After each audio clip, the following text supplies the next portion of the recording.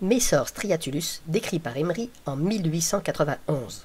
Pourquoi striatulus? En étymologie, cela signifie strié. Par exemple, avec cette plante, Aloe striatula. Pour Messor striatulus, c'est strié sur l'arrière du propodéum et sur la tête. Cette vidéo concernera l'espèce en elle-même, mais ensuite un aspect de la reconnaissance et l'évolution du statut de l'espèce pour les fourmis. On ne trouve ce Messor qu'au Maghreb. Je l'ai croisé sur les pentes sud du Toubkal, le sommet du Maroc, dans un fond de vallée bien verdoyant qui contraste avec le désert qui commence.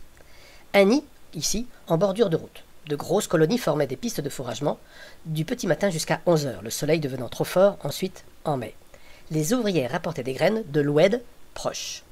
Les pistes peuvent atteindre 40 mètres. En France, cela équivaut au comportement de Messor barbarus ou Messor wasmani pour la Corse. Tout est bon à récolter. Il n'y a pas de petit profit. La reconnaissance. Allons sur HauntWiki. Emery est bien le descripteur. Sur HauntWeb, tiens, c'est délatoré. 2 ans après Emery. Pas du tout cohérent. Une coquille? Il faut regarder là. Aphaneogaster. Longtemps, les Messors étaient des Aphaneogaster. Phylogénétiquement, ils sont proches. D'ailleurs, les Aphaneogaster ont un régime bien spécifique.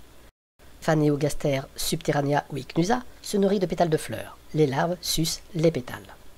Aphaneogaster senilis comme Aphaneogaster spinosa ramènent des pétales de fleurs au nid. Morphologiquement, ils se ressemblent. Emery comme Dallatoré font de Messor striatulus une variété de Messor capitotus. En cela, ils sont proches par leur propodéum anguleux, là, ici. Mais elle a un psamophore, cette barbichette. Anchi la place plus tard, de ce fait, dans le groupe Aegyptacus. Ce sont Espadalaire et Cagnan qui, de variété, en ont fait une espèce à part entière en 1997. Les pièces génitales des mâles sont un argument irréfutable. Il faut de ceci retenir 2 choses. Une variété signifie une population. Une fourmi qui vit en montagne n'exprime pas les mêmes caractères qu'une autre qui vit sur le littoral, même si c'est la même espèce. Exemple, Messor barbarus de France n'aura pas une coloration identique à celle du Maroc. Les vendeurs qui ont de l'extra rouge se fournissent à Daroudan, dans le sud de l'Atlas. Voilà une reine de là-bas et une reine de chez moi dans les Pyrénées-Orientales. Des auteurs nomment des espèces à la moindre différence. Forel et Sanchi en ont été les précurseurs et ont abusé des variétés. Ceci par exemple. D'après le code de nomenclature, seul le terme intraspécifique est admis.